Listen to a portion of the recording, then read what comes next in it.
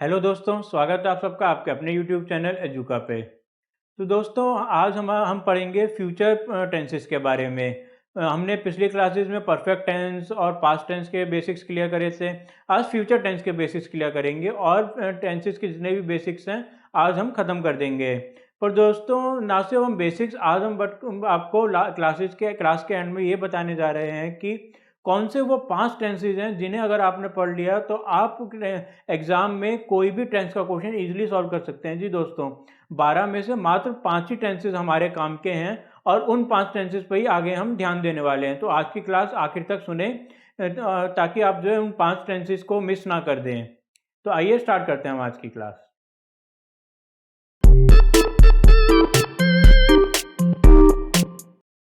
तो सबसे पहले हमारा आएगा सिंपल फ्यूचर या फिर कहें फ्यूचर इंडेफिनिट। फिर उसके बाद हमारा फ्यूचर कंटिन्यूअस टेंस, उसके बाद फ्यूचर परफेक्ट टेंस और उसके बाद फ्यूचर परफेक्ट कंटिन्यूअस टेंस। ये बात तो हम जान ही चुके हैं, जैसे हमने क्योंकि प्रेजेंट और पास्ट में भी यही सब किया था।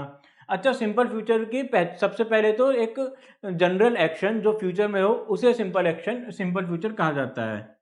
A general action in future, सामान्यतः घटना जो हमारे भविष्य में हो रही हो, जैसे कि मैं गाड़ी खरीदूंगा, मैं सिनेमा देखने जाऊंगा। तो आप समझे क्या इस यानी कि एक सामान्य घटना, जैसे गा जिस सेंटेंस का आखिर में हो, गी, गे, वे गाड़ी खरीदने जाएंगे। तो गा, गी और गे पहचान है हिंदी में हमारे सिंपल फ्यूचर टेंस की। अब इसमें 3 प्रकार होते हैं, अफर्मेटिव, नेगेटिव और इंटेरोगेटिव, जैसे कि हम अभी तक पढ़ते ही आ रहे हैं। तो सबसे पहले हम बात करते हैं अफर्मेटिव सेंटेंसेस की। Affirmative future tense, future simple tense. अब इसका सिंटेक्स क्या होगा दोस्तों? सबसे पहले तो बिल्कुल सब्जेक्ट आ जाएगा, फिर उसके बाद हमारा आ जाएगा विल या फिर शैल। तो यानी कि इधर दोस्तों ध्यान देना, अभी तक हम अफर्मेटिव सिंपल फ्यूचर में, सिंपल टेंसेस में किसी भी हेल्पिंग वर्ब का यूज़ नहीं कर रहे थे, पर पहली बार अब हम विल और शैल जो हमारे हेल्पिंग वर्ब्स हैं इनका इस्तेमाल करने जा रहे हैं एक अफर्मेटिव सिंपल टेंस में भी। तो इसके बाद हमारा आ जाएगी वर्ब और उसके बाद ऑब्जेक्टिव। अब इधर हमें सवाल उठता है कि वर्ब की कौन सी फॉर्म आएगी। तो ये बात हमें ध्यान रखनी है कि जब भी हमारा इधर अफर्मेटिव फ्यूचर टेंस है तो वर्ब की फर्स्ट फॉर्म आएगी, यानी कि प्लूरल वर्ब आएगा। याद होगा आपको, हमने 5 वर्ब के फॉर्म्स पढ़े थे जिसमें से V1 हमारा प्लूरल प्रेजेंट टेंस था। तो वो जब भी विल आप देखेंगे तो हमेशा V1 का ही यूज करेंगे। अब अगर हम इसका सेंटेंस की बात करें तो I will buy a car. They will go to cinema.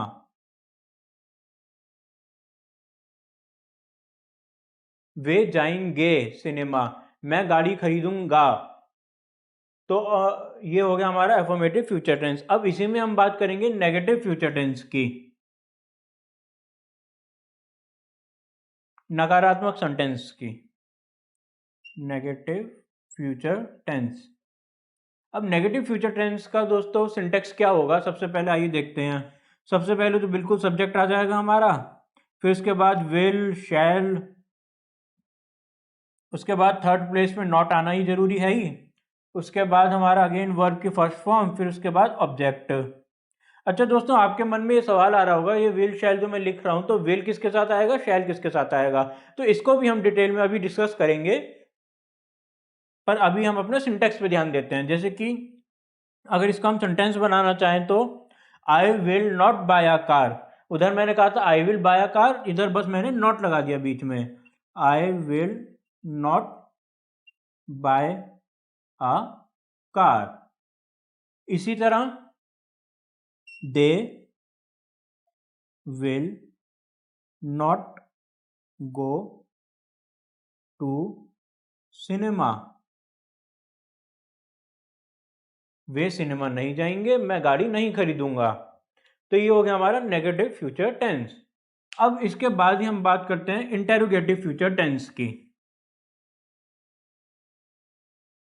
Interrogative future tense, इसका सेंटेंस क्या होगा? सबसे पहले हमें लगाना है हेल्पिंग वर्ब विल, शैल, फिर उसके बाद सब्जेक्ट, उसके बाद वर्ब की फर्स्ट फॉर्म, उसके बाद object. Will I buy a car, sorry, shall I buy a car. इसका भी रीजन मैं आपको बताऊंगा कि विल की जगह विल क्यों नहीं लगाया मैंने, शैल क्यों लगा रहा हूं। Shall I buy a car, question mark. Shall I पास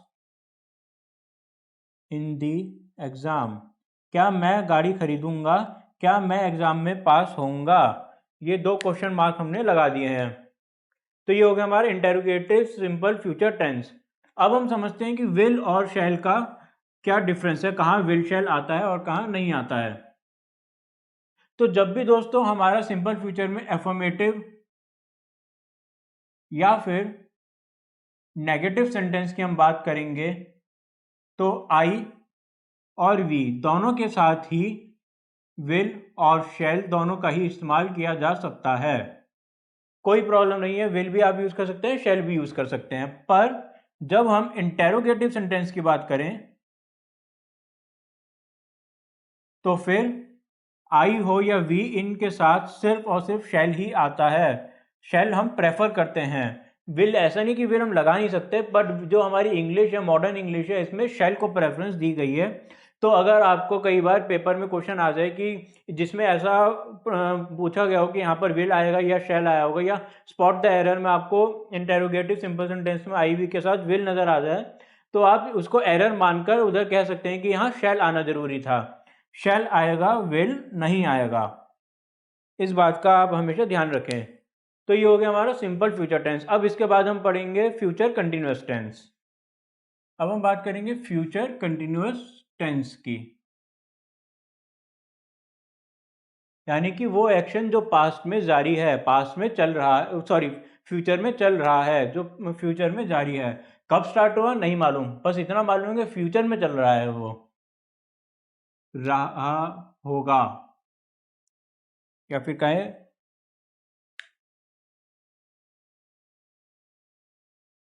रहा हो, रही होगी, या रहे होगा, होंगे।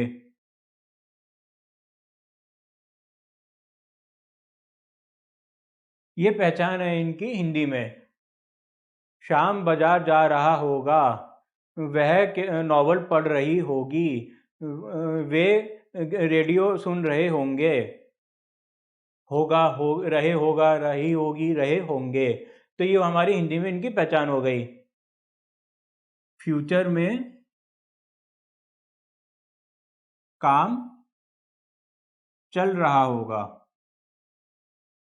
इस बात का हमको ध्यान रखना है, तो ही हम फ्यूचर कंटिन्यूस टेंस कह पाएंगे। जैसे कि अब इसके आगे एक एक करके अगर हम अफर्मेटिव टेंस को पकड़ें, सबसे पहले तो अफर्मेटिव फ्यूचर कंटिन्यूअस टेंस, इसका क्या सिंटेक्स होगा? सबसे पहले तो बिल्कुल सब्जेक्ट आएगा, फिर इसके बाद विल, शैल, फिर इसके बाद दोस्तों ध्यान देना, इधर एक नई चीज जुड़ रही है, बी।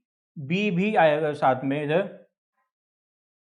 फिर अगेन वर्ब की फोर्थ फॉर्म तो हमें लगानी ही है क्योंकि कंटिन्यूअस टेंस है। फिर उसके बाद हमारा ऑब्जेक्ट, जैसे कि she will be listening. Listen के साथ दोस्तों हमेशा टू आता है प्रपोजिशन, ये बात का ध्यान हमें रखना है, टू रेडियो। अब इसी तरह they will be reading books, वे किताबें पढ़ रहे होंगे, पढ़ेंगे। या फिर वह रेडियो सुन रही होगी, या वह रेडियो सुनेगी। अच्छा, इसमें दोस्तों थोड़ा अंतर समझना है कि अगर मैंने कह दिया वह रेडियो सुनेगी तो सिंपल फ्यूचर, और अगर मैंने कह दिया वह रेडियो सुन रही होगी तो फ्यूचर कंटिन्यूस टेंस। इन दोनों में हमें कंफ्यूज नहीं होना है। एक होता है सुनेगी, एक हो गया सुन रही होगी, दोनों में अंतर है। आखिर में जरूर दोनों में गा गी और ये गे आ रहा है, बट ये आ रहा है होगा पूरा वर्ड, और ये होगी या होंगे, सिर्फ गा गे और गी नहीं आ रहा है। ये थोड़ा सा हिंदी में कंफ्यूजिंग है, इस बात को हमको ध्यान रखना है। अब इसी के अगर हम नेगेटिव फ्यूचर टेंस बनाएं तो क्या होगा? नेगेटिव में एक सिंपल सा रूल है कि जो भी हमारा एफर्मेटिव टेंस बनता है उसमें थर्ड प्लेस पे सिर्फ नॉट लगा दो। Subject plus will shall plus not plus be plus verb की fourth form plus object. She will not be listening to radio.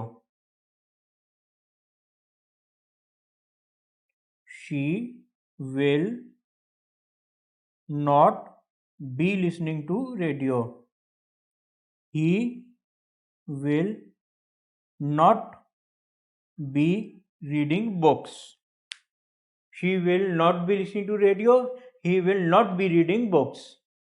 तो ये हो गया हमारा नेगेटिव फ्यूचर कंटिन्यूस टेंस। अब इसके बाद हम बात करेंगे इंटेरोगेटिव फ्यूचर कंटिन्यूस टेंस की।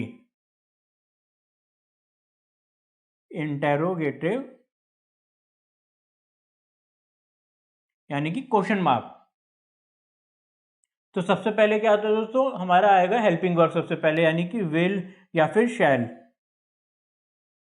इसके बाद ही हमारा सब्जेक्ट आ सकता है इंटेरोगेटिव में, ठीक है। फिर इसके बाद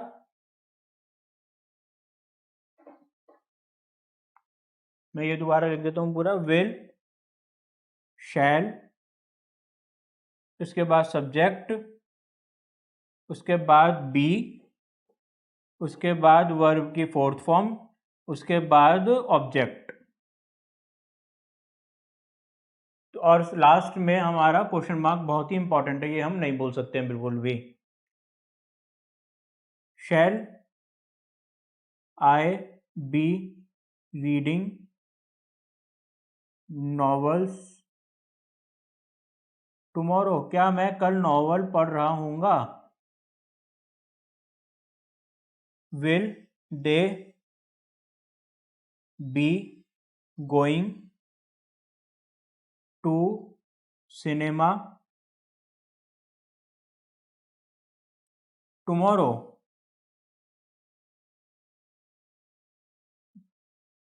क्या वे कल सिनेमा जा रहे होंगे। तो ये हो गया हमारा फ्यूचर कंटिन्यूअस टेंस। अब हम बात करेंगे फ्यूचर परफेक्ट टेंस की। अब हम फ्यूचर परफेक्ट टेंस, जो हमारा तीसरा टेंस है आज का, इसकी बात करते हैं। फ्यूचर परफेक्ट टेंस मतलब कि जो काम हमारा भविष्य में खत्म हो चुका है, नहीं मालूम कि कब शुरू हुआ था, चल रहा है या नहीं, ये पता ही अब खत्म हो चुका है।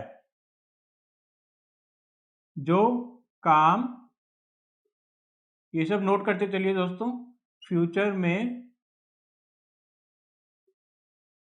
खत्म हो चुका होगा। फ्यूचर तो फ्यूचर ही है, कोई सर्टेनली तो नहीं कह सकता, इसलिए खत्म हो चुका होगा फ्यूचर में। अब इसमें चुका होगा ही बहुत इंपॉर्टेंट वर्ड है दोस्तों, जैसे कि उसने अपना काम खत्म कर लिया होगा, वे स्कूल चले गए होंगे, चुका होगा, चुकी होगी, चुके होंगे। इसी तरह जो मैंने आखिरी में सेंटेंस बोला कि वे स्कूल चले गए होंगे, तो ये भी मैटर करता है दोस्तों, ए होंगे। जरूरी नहीं है कि चुका वर्ड ही आए, सीधा मात्रा लग के होंगे भी कई बार आ जाता है। ई होंगी, होगी या होंगी, जो भी डिपेंड करता है। आ की मात्रा होगा। अब इसका हम सेंटेंस देखते हैं कि करके। सबसे पहले शुरू करते हैं affirmative sentence. Affirmative future perfect tense. क्या सिंटेक्स होगा इसका? इसका सिंटेक्स होगा दोस्तों, सब्जेक्ट, फिर इसके बाद विल या फिर शैल, उसके बाद सिर्फ हैज़ नहीं दोस्तों, इस बात का ध्यान रखना, ये हम आपको बाद में समझाएंगे भी। He will shall plus have, फिर इसके बाद वर्ब की थर्ड फॉर्म बहुत इंपॉर्टेंट है, परफेक्ट टेंस में हमेशा वर्ब की थर्ड फॉर्म लगनी ही लगनी है, plus object.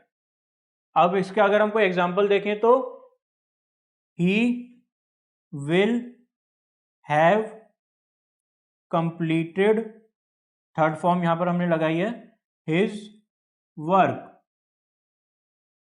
They will have gone to school, उसने अपना होमवर्क खत्म कर लिया होगा या वह अपना होमवर्क खत्म कर चुका होगा, वे स्कूल जा चुके होंगे। तो ये दोनों सेंटेंस हो गए हमारे एफर्मेटिव फ्यूचर परफेक्ट टेंस का, और ये हो गया हमारा सिंटेक्स। अब हम बात करेंगे नेगेटिव फ्यूचर परफेक्ट टेंस की। नेगेटिव फ्यूचर परफेक्ट टेंस, इसका सिंटेक्स क्या है दोस्तों? सबसे पहले तो हम लगाएंगे इधर भी सब्जेक्ट, उसके बाद हमारा विल और शैल आएगा। फ्यूचर में विल शैल का आप देख रहे होंगे बहुत इंपॉर्टेंस है, हर जगह ही लगभग लगा ही रहे हैं हम विल शैल। उसके बाद नॉट थर्ड प्लेस पर आ जाएगा, नॉट अपनी जगह कभी नहीं छोड़ता।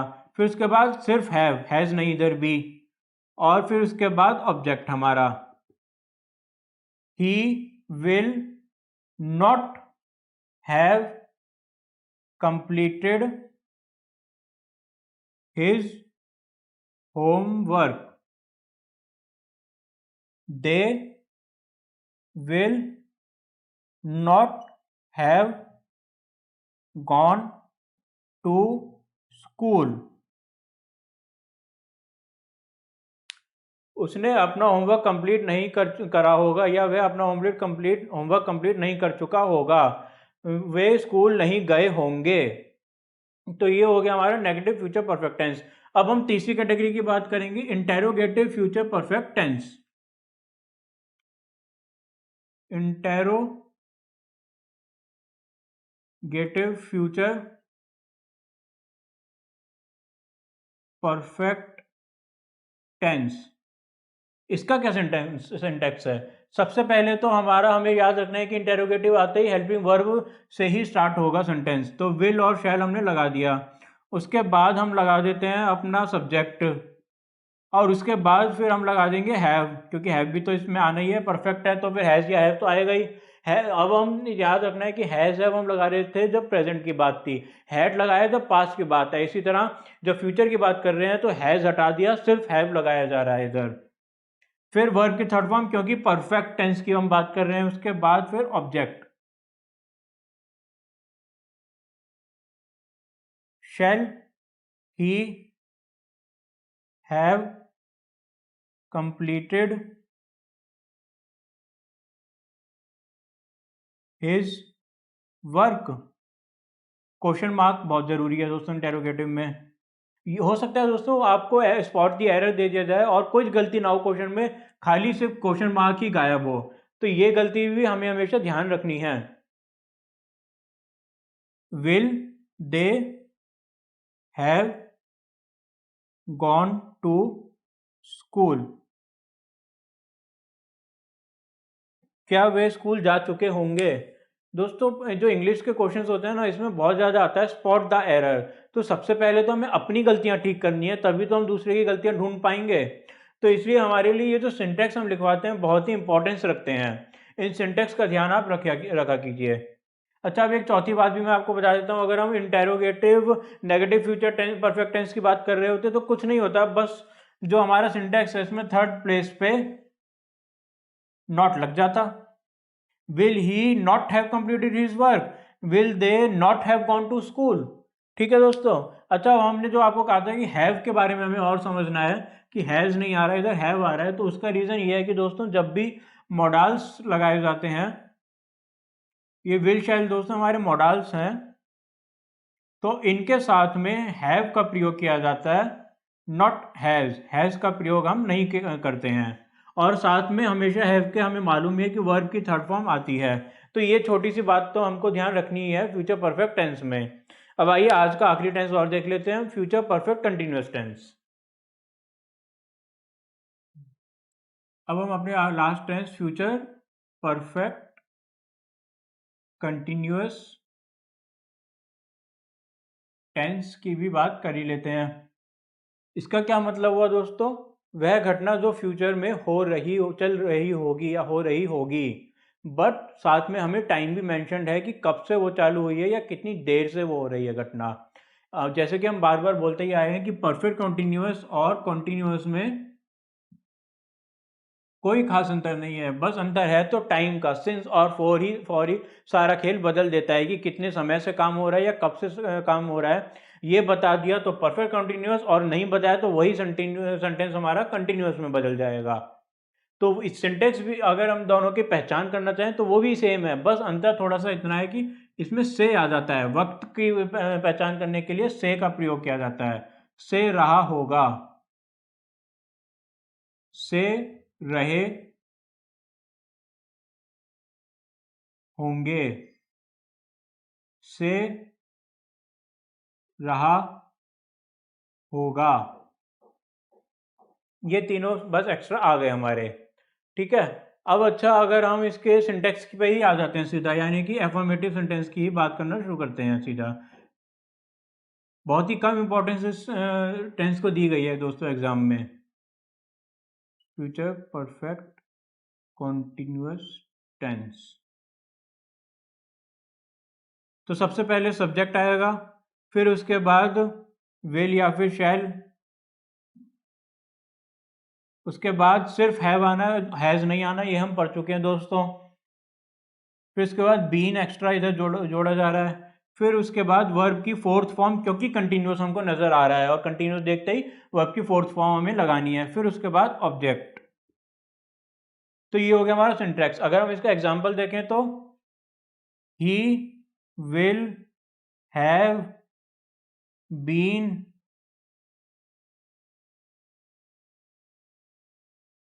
Waiting since morning, they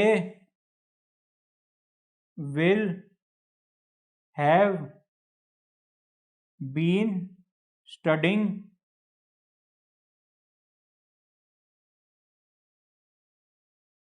for 2 hours,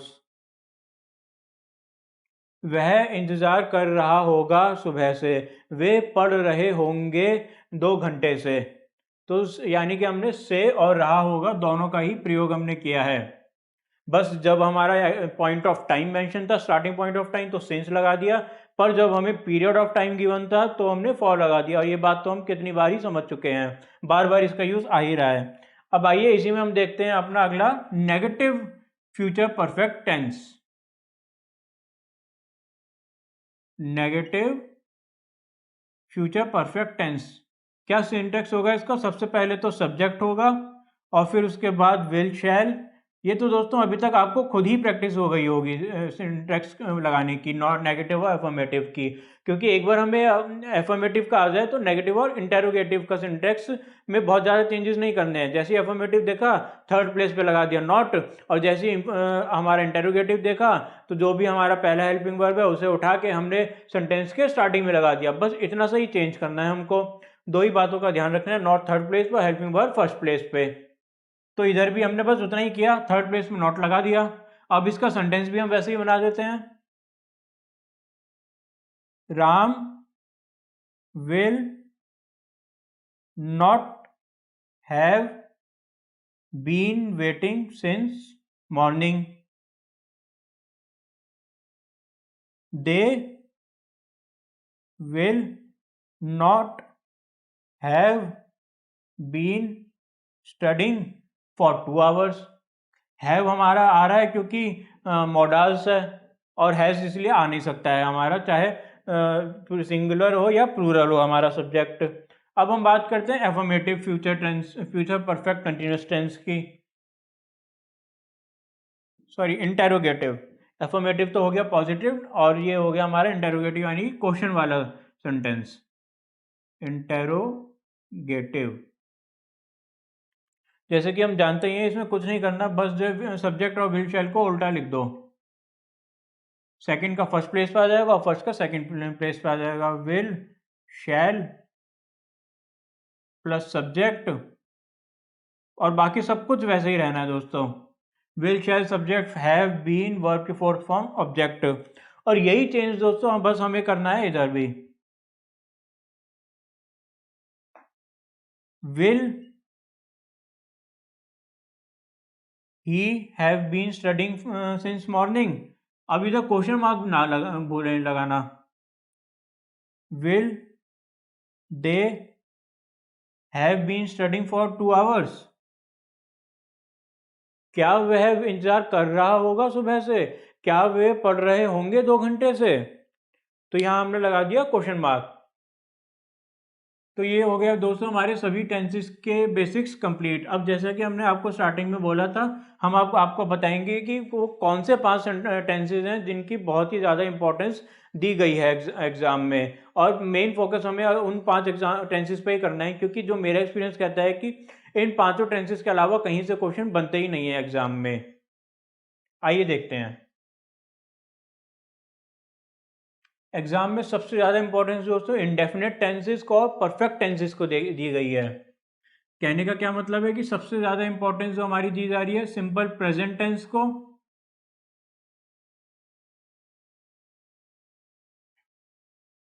और प्रेजेंट परफेक्ट टेंस को, और सिंपल पास्ट टेंस को, प्रेजेंट पास्ट टेंस, और फिर लास्ट में simple future tense. Perfect future tense को उतनी इंपॉर्टेंस नहीं दी गई है। ये जो 5 टेंसेज हैं दोस्तों, इन्हें हमें अच्छे से कर लेना है। इन 5 टेंसेज को अगर हमने बहुत अच्छे से कर लिया तो हम क्वेश्चन में कभी भी टेंस के चैप्टर से तो एटलीस्ट मार्क नहीं खाएंगे। इसलिए इन 5 टेंसेज का हम आगे वाली क्लासेस में भी दोबारा इनको स्टडी करेंगे डिटेल में, और खास ध्यान रखेंगे इन सभी का।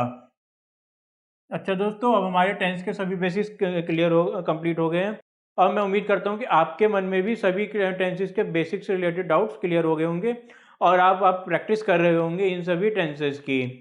और अगर आपको फिर भी कोई डाउट है तो आप हमारे कमेंट सेक्शन में डाउट अपना लिखिए, और हम आपका जल्द से जल्द उसका सॉल्व करेंगे आपके डाउट को। साथ ही अगर आपको हमारी क्लासेस पसंद आई तो इस आज की क्लास के लिए लाइक और शेयर करना ना भूलें। और अगर अभी तक आपने हमारे चैनल को सब्सक्राइब नहीं किया है तो अभी आप हमारे चैनल को सब्सक्राइब कीजिए, और साथ में दिए गए बेल आइकन पर क्लिक कीजिए, ताकि हमारी लेटेस्ट अपडेट्स आपको मिलती रहें। Thank you.